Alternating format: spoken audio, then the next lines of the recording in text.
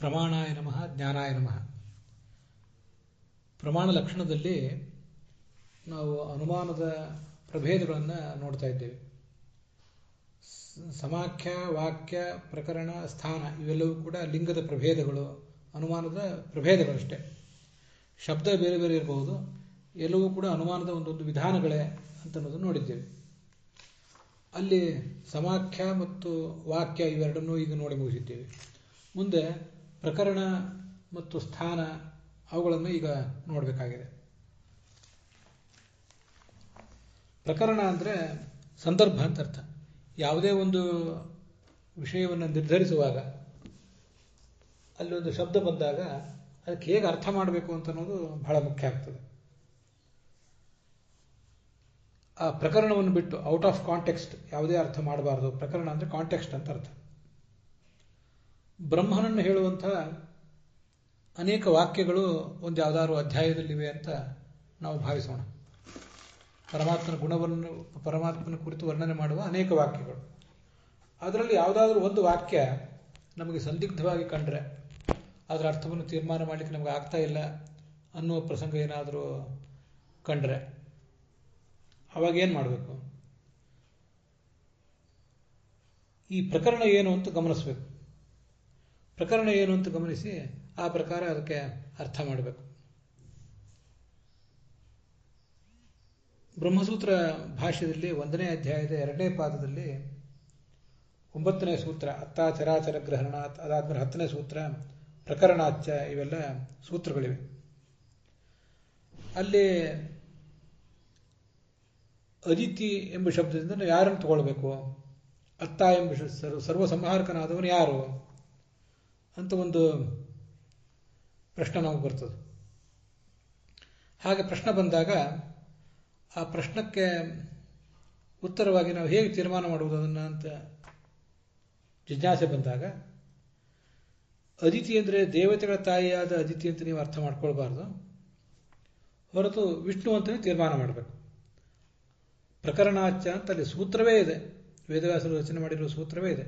ಪ್ರಕರಣ ಅಂದರೆ ಕಾಂಟೆಕ್ಸ್ಟ್ ನೋಡಿದರೆ ಅದು ವಿಷ್ಣುವಿನ ವರ್ಣನಾಪರ ಅಂತ ಗೊತ್ತಾಗ್ತದೆ, ಹೊರತು ದೇವತೆಗಳ ತಾಯಿಯಾದ ಅದಿತಿಯ ಬಗ್ಗೆ ಹೇಳೋದಿಲ್ಲ ಅಂತ. ಅಲ್ಲಿ ಈ ಜಗತ್ತಿನ ಆದಿಯಲ್ಲಿ ಬೇರೆ ಯಾವುದೂ ಇರಲಿಲ್ಲ, ಕೇವಲ ಅದಿತಿ ಒಬ್ಬಳೇ ಇದ್ದಳು, ಕೇವಲ ಮೃತ್ಯು ಒಬ್ಬನೇ ಇದ್ದ ಅಂತ ಹೀಗೆ ಬಂದಿದೆ. ನೈವೇಹ ಕಿಂಚನಾಗ್ರ ಆಸೀತ್ ಮೃತ್ಯುನೇ ವೇದ ಮಾವೃತಮಾಸೀತ್ ಅಂತ ಮೃತ್ಯುವಿನ ಬಗ್ಗೆ ವರ್ಣನೆ ಬಂದಿದೆ. ಇದು ಆ ಅಶ್ವಮೇಧ ಬ್ರಾಹ್ಮಣ ಅಂತ ಪ್ರಕರಣದ ಆರಂಭದಲ್ಲೇ ಮೃತ್ಯುವಿನ ಬಗ್ಗೆ ಬಂದಿದೆ.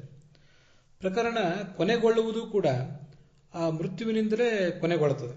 ಮೃತ್ಯುರಸ್ಯ ಆತ್ಮ ಭವತಿ ಸೈತಾಸಾಂ ದೇವತಾಮೇಕೋ ಭವತಿ ಅಂತ. ಹೀಗೆ ಮೃತ್ಯು ಅಂದರೆ ಸರ್ವಸಂಹಾರಕನಾದ ಮೃತ್ಯು ನರಸಿಂಹ, ಅವನ ವರ್ಣನೆಯೇ ಅಲ್ಲಿ ಬಂದಿದೆ. ಅವನೇ ಈ ಜಗತ್ತನ್ನು ಸೃಷ್ಟಿ ಮಾಡಿದ ಅಂತ ಹೀಗೆಲ್ಲ ವರ್ಣನೆ ಇದೆ. ಇದು ದೇವತೆಗಳ ತಾಯಿಯಾದ ಅದಿತಿಗೆ ಹೊಂದುವಂಥ ವಿಷಯ ಅಲ್ಲ. ಹಾಗಾಗಿ ಅಲ್ಲಿ ಸರ್ವಂ ಅತ್ತಿ ಎಲ್ಲವನ್ನೂ ತಿನ್ನುವವರು ಯಾರು ಅಂತ ಪ್ರಶ್ನೆ ಬಂದರೆ, ವಿಷ್ಣುವಿನ ಪ್ರಕರಣ ಆದ್ದರಿಂದ ಆ ಜಗತ್ತನ್ನು ತಿನ್ನುವವರೆಲ್ಲರೂ ಕೂಡ ವಿಷ್ಣು ಅಂತಲೇ ತೀರ್ಮಾನ ಮಾಡಬೇಕು. ಇದು ಪ್ರಕರಣ ಅಂತ ಕರೀತಾರೆ ಇದನ್ನು. ಅದರ ಸಾರಾಂಶ ಒಟ್ಟಾರೆ ಔಟ್ ಆಫ್ ಕಾಂಟೆಕ್ಸ್ಟ್ ಯಾವುದನ್ನು ಕೂಡ ನಾವು ನಿರ್ಧಾರ ಮಾಡಬಾರ್ದು, ಕಾಂಟೆಕ್ಸ್ಚುವಲ್ ಮೀನಿಂಗನ್ನೇ ತಗೊಳ್ಬೇಕು ಅಂತ ಅದರ ತಾತ್ಪರ್ಯ ಆಗ್ತದೆ. ಈ ಪ್ರಕರಣ ಅಂತ ನಮಗೆ ಗೊತ್ತಾದ್ಮೇಲೆ ಇಂಥ ಅನೇಕ ಪ್ರಕರಣಗಳ ಒಂದು ಸಮೂಹ ಇದ್ರೆ, ಒಂದು ಗುಂಪಿದ್ರೆ ಅದನ್ನೇ ಸ್ಥಾನ ಅಂತ ಹೇಳ್ತಾರೆ. ಬ್ರಹ್ಮವಿದಾಪ್ನೋತಿ ಪರಂ ಅಂತ ತೈತ್ತರೀಯ ಉಪನಿಷತ್ತಿನ ಪ್ರಾರಂಭ. ಬ್ರಹ್ಮಾನಂದವಲ್ಲಿ, ಅದರ ಶಿಕ್ಷಾವಲ್ಲಿ, ಬ್ರಹ್ಮಾನಂದವಲ್ಲಿ, ಭೃಗುವಲ್ಲಿ ಅಂತ 3 ಭಾಗಗಳು ತೈತ್ತರೀಯ ಉಪನಿಷತ್ತಿನಲ್ಲಿ. ಅಲ್ಲಿ ತೈತ್ತರೀಯ ಉಪನಿಷತ್ತಿನಲ್ಲಿ ಬ್ರಹ್ಮವಿದಾಪ್ನೋತಿ ಪರಂ ಅಂತ ಬ್ರಹ್ಮಾನಂದವಲ್ಲಿ ಪ್ರಾರಂಭ ಕಾಣುತ್ತದೆ. ಆ ಬ್ರಹ್ಮಾನಂದವಲ್ಲಿಯಲ್ಲಿ ಅನೇಕ ಪ್ರಕರಣಗಳಿವೆ.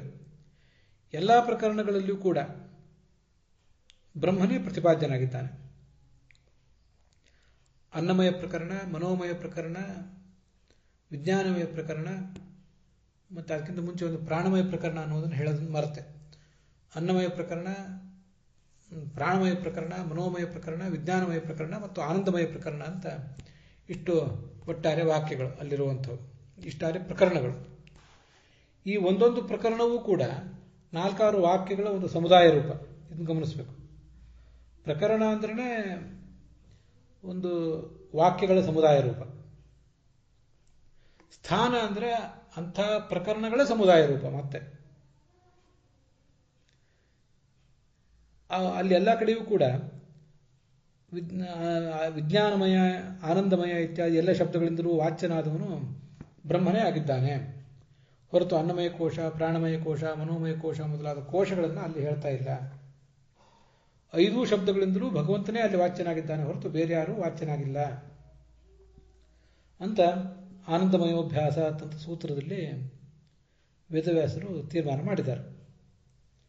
ಅಲ್ಲಿ ಎಲ್ಲ ಪ್ರಕರಣಗಳು ಅಂದ್ರೆ ಇವೇ ಪ್ರಕರಣಗಳು: ಅನ್ನಮಯ, ಪ್ರಾಣಮಯ, ಮನೋಮಯ, ವಿಜ್ಞಾನಮಯ ಮತ್ತು ಆನಂದಮಯ ಅಂತ. ಮುಂದೆ ಆನಂದಮಯ ಇತ್ಯಾದಿ ಶಬ್ದಗಳಿಂದ ಭಗವಂತನೇ ವಾಚ್ಯ ಅಂದ ಮೇಲೆ ಅನ್ನಮಯ ಇತ್ಯಾದಿ ಶಬ್ದಗಳಿಂದಲೂ ಕೂಡ ಭಗವಂತನೇ ವಾಚ್ಯನಾಗ್ತಾನೆ ಅಂತ ಅದರ ತಾತ್ಪರ್ಯ. ಹೀಗೆ ಸ್ಥಾನದ ಬಲದಿಂದ, ಅಂದರೆ ಪ್ರಕರಣಗಳ ಸಮೂಹವೇ ಒಂದು ಸ್ಥಾನ, ಸ್ಥಾನದ ಬಲದಿಂದ ಅರ್ಥವನ್ನು ತೀರ್ಮಾನ ಮಾಡುವ ಒಂದು ಕ್ರಮಕ್ಕೆ ಪ್ರಕರಣ ಅಂತ ಹೀಗೆ ಹೇಳ್ತಾರೆ. ಮುಂದೆ ಈ ಉಪಪತ್ತಿ ಅಥವಾ ಅನುಮಾನ ಅದು ಯಾವುದನ್ನು ಬೇಸಾಗಿಟ್ಕೊಂಡು ಕೆಲಸ ಮಾಡ್ತದೆ ಅನ್ನೋದನ್ನು ತಿಳಿಸ್ತಾರೆ. ಅದಕ್ಕೆ ವ್ಯಾಪ್ತಿ ಉಪಪತ್ತಿ ಮೂಲಂ ಅಂತ ಆಚಾರ್ಯರ ಮಾತು. ಉಪಪತ್ತಿಗೆ ಅರ್ಥಾತ್ ಅನುಮಾನಕ್ಕೆ ಮೂಲ ಯಾವುದು ಅಂದರೆ ವ್ಯಾಪ್ತಿ. ಹೇತುವಿನ ಜ್ಞಾನ ಬಂದವರಿಗೆಲ್ಲರಿಗೂ ಅನುಮಿತಿ ಬರೋದಿಲ್ಲ, ಇದನ್ನು ಗಮನಿಸಬೇಕು. ಪರ್ವತಃ ವನ್ಯಮಾನ್ ಧೂಮಾತ್ ಅಂತ ನಾನೊಂದು ಅನುಮಾನ ಪ್ರಯೋಗ ಮಾಡಿದೆ. ಇಲ್ಲಿ ಆ ಹೇತು ಧೂಮ ವನ್ಹಿ ಸಾಧ್ಯ. ಹೇತು ಮತ್ತು ಧೂಮಗಳಿಗೆ ವ್ಯಾಪ್ತಿ ಇದೆ ಅಂತ ಗೊತ್ತಿದ್ದವರಿಗೆ ಧೂಮ ಇದೆ ಅಂತ ಕೇಳಿದಾಗ ಅಗ್ನಿ ಇದೆ ಅಂತ ಜ್ಞಾನ ಬರ್ತದೆ. ಬರೇ ಹೇತುವಿನ ಜ್ಞಾನ ಬಂದರೆ ಧೂಮ ಅಂತ ಅಷ್ಟೇ ಹೇಳಿಬಿಟ್ರೆ ಅದರಿಂದ ವನ್ಯ ಜ್ಞಾನ ಯಾರಿಗೂ ಬರೋದಿಲ್ಲ. ಪರ್ವತ ವನ್ಯ ಉಳ್ಳದ್ದಾಗಿದೆ, ಯಾಕೆಂದ್ರೆ ಧೂಮ ಉಳ್ಳದ್ದಾದ್ದರಿಂದ ಅಂತ ಹೇಳಬೇಕು. ಆದ್ದರಿಂದ ಅಂತ ಹೇಳಿದಾಗ ಹಾಗಾದರೆ ಧೂಮಕ್ಕೂ ಹೇತುವಿಗೂ, ಧೂಮಕ್ಕೂ ಅಗ್ನಿಗೂ ಒಂದು ಸಾಧ್ಯ ಹೇತು ಸಂಬಂಧ ಇದೆ, ವ್ಯಾಪ್ತಿ ಇದೆ ಅಂತ ಗೊತ್ತಾಗ್ತದೆ. ಇಲ್ಲದೆ ಹೋದರೆ ಅದೇನೂ ಗೊತ್ತಾಗೋದಿಲ್ಲ. ಧೂಮ ಇದೆ ಅಂತ ತಿಳಿದ ಮಾತ್ರಕ್ಕೆ ಅಲ್ಲಿ ವನ್ಯ ಇದೆ ಅಂತ ಅನುಮಾನ ಬರೋದಿಲ್ಲ ಅಂತ ಅದನ್ನೇ ಕನ್ನಡದಲ್ಲಿ ಅನುವಾದ ಮಾಡಿದ್ದಾರೆ, ನೀವು ಗಮನಿಸಬಹುದು. ಹೇತುವಿನ ಜ್ಞಾನ, ಹೇತುವಿನ ಜ್ಞಾನ ಅಂದರೆ ಧೂಮದ ಜ್ಞಾನ. ಧೂಮ ಅಂತ ಇಷ್ಟು ತಿಳಿದ ಮಾತ್ರಕ್ಕೆ ಜ್ಞಾನ ಬರೋದಿಲ್ಲ. ಧೂಮ ಇದೆ ಅಂತ ತಿಳಿದ ಮಾತ್ರಕ್ಕೆ ವನ್ಯ ಇದೆ ಅಂತ ಜ್ಞಾನ ಬರೋದಿಲ್ಲ. ಅದಕ್ಕೆ ಒಂದು ವ್ಯಾಪ್ತಿ ಜ್ಞಾನ ಮೊದಲೇ ಗೊತ್ತಿರಬೇಕು. ಅನುಮಾನ ಪ್ರಯೋಗಕ್ಕಿಂತ ಮುಂಚೆ ಅದು ಸ್ವಲ್ಪ ಗೊತ್ತಿರಬೇಕು. ಧೂಮ ಜ್ಞಾನ ಬಂದರೆ ಅಲ್ಲಿ ನಮಗೆ ಮೊದಲು ಧೂಮ ಎಲ್ಲೆಲ್ಲಿ ಇರ್ತದೋ ಅಲ್ಲೆಲ್ಲ ವನ್ಯವೂ ಇರ್ತದೆ ಅನ್ನುವಂಥ ವ್ಯಾಪ್ತಿಯ ಜ್ಞಾನ ಇರಬೇಕು. ಹಾಗೆ ವ್ಯಾಪ್ತಿಯ ಜ್ಞಾನ ಇದ್ದರೆ ಮಾತ್ರ ಆವಾಗ ನಾವು ಎದುರುಗಡೆ ಪರ್ವತದಲ್ಲಿ ಧೂಮ ಇದೆ ಅಂತ ತಿಳಿದ್ರೆ ಹಾಗಾದರೆ ವ್ಯಾಪ್ತಿ ನೆನಪಿಗೆ ಬರ್ತದೆ ಅವನಿಗೆ. ವ್ಯಾಪ್ತಿ ನೆನಪಿಗೆ ಬಂದ ಮೇಲೆ ಇಲ್ಲಿ ಧೂಮ ಇದ್ದುದರಿಂದ ವನ್ಯವೂ ಇರಬೇಕು ಅಂತ ನೆನಪಿಗೆ ಬರ್ತದೆ. ಹೀಗೆ ವ್ಯಾಪ್ತಿ ಇದ್ದರೆ ಮಾತ್ರ, ಎಲ್ಲ ಅನುಮಾನಗಳಲ್ಲೂ ಇದು ಬೇಕು. ವ್ಯಾಪ್ತಿ ಇದ್ದರೆ ಮಾತ್ರ ಆ ಹೇತುವಿನ ಬಲದಿಂದ ಆ ಸಾಧ್ಯವನ್ನು ಸಾಧನೆ ಮಾಡಲಿಕ್ಕೆ ಅನುಕೂಲ ಆಗ್ತದೆ. ಇಲ್ಲದೆ ಹೋದರೆ ಆಗೋದಿಲ್ಲ. ವ್ಯಾಪ್ತಿ ಅಂದರೆ ಏನು ನಮಗೇನು ಗೊತ್ತಿದೆ. ಭಗವಂತ ಜಗತ್ತಿನಲ್ಲಿ ಎಲ್ಲ ಕಡೆ ವ್ಯಾಪ್ತನಾಗಿದ್ದಾನೆ ಅಂತೇವೆ. ಜಗತ್ತು ಎಲ್ಲೆಲ್ಲಿದೆಯೋ ಅಲ್ಲೆಲ್ಲ ಭಗವಂತ ಇದ್ದೇ ಇದ್ದಾನೆ ಅಂತ ಅದರ ತಾತ್ಪರ್ಯ. ವ್ಯಾಪ್ತಿ ಅಂದರೆ ಅದೇ ವ್ಯಾಪ್ತಿ, ಬೇರೆ ಏನೂ ಅಲ್ಲ. ಭಗವಂತ ಜಗತ್ತನ್ನೆಲ್ಲ ವ್ಯಾಪಿಸಿರುವಂತೆ ಅಗ್ನಿ ಎಂಬುದು ಧೂಮವನ್ನು ವ್ಯಾಪಿಸಿಕೊಂಡಿದೆ. ಎಲ್ಲೆಲ್ಲಿ ಧೂಮ ಇರ್ತದೋ ಅಲ್ಲೆಲ್ಲ ಅಗ್ನಿ ಇರಲೇಬೇಕು ಅಂತ ಹೀಗೆ ಅದರ ತಾತ್ಪರ್ಯ. ಅಗ್ನಿ ಇಲ್ಲದೇನೆ ಧೂಮ ಎಲ್ಲೂ ಕೂಡ ಇರುವುದು ಸಾಧ್ಯ ಇಲ್ಲ. ಪರಮಾತ್ಮ ಇಲ್ಲದೇನೆ ಜಗತ್ತು ಹೇಗಿರುವುದು ಸಾಧ್ಯ ಇಲ್ವೋ ಹಾಗೆ ಅಗ್ನಿ ಇಲ್ಲದೇನೆ ಧೂಮ ಇರುವುದು ಸಾಧ್ಯ ಇಲ್ಲ ಅಂತ ಅದರ ತಾತ್ಪರ್ಯ. ಅವಿನಾಭಾವ ಸಂಬಂಧ ಅಂತ ಕರೀತಾರೆ. ಈ ಇಬ್ಬರು ವ್ಯಕ್ತಿಗಳಿಗೆ, ಗಂಡ ಹೆಂಡಂದರಿಗೆ, ಸ್ನೇಹಿತರಿಗೆ, ಮತ್ತಾರು ಆಪ್ತರಾದವರಿಗೆ ಅವಿನಾಭಾವ ಸಂಬಂಧ ಅಂದರೆ ಇವನನ್ನು ಬಿಟ್ಟು ಅವನಿರೋದಿಲ್ಲ, ಅವನನ್ನು ಬಿಟ್ಟು ಇವನಿರೋದಿಲ್ಲ ಅಂತ.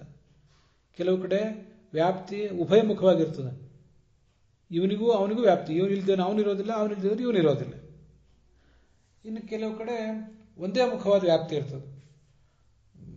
ಜಗತ್ತು ಎಲ್ಲೆಲ್ಲಿದೆಯೋ ಅಲ್ಲೆಲ್ಲ ಭಗವಂತ ಇರ್ತಾನೆ. ಆದರೆ ಭಗವಂತ ಎಲ್ಲೆಲ್ಲಿದ್ದಾನೋ ಅಲ್ಲೆಲ್ಲ ಈ ಜಗತ್ತೇನಿಲ್ಲ. ಏಕಮುಖವಾದ ವ್ಯಾಪ್ತಿ ಇದ್ರೂ ಸಾಕು, ಆ ಅನುಮಾನವನ್ನು ಉಪಯೋಗಿಸಬಹುದು. ಬಹುಮುಖವಾದ ವ್ಯಾಪ್ತಿ ಇದ್ದರೆ ಇನ್ನೂ ಹೆಚ್ಚು ಸುಲಭ ಆಗ್ತದೆ ಅಂತ ಅದರ ತಾತ್ಪರ್ಯ.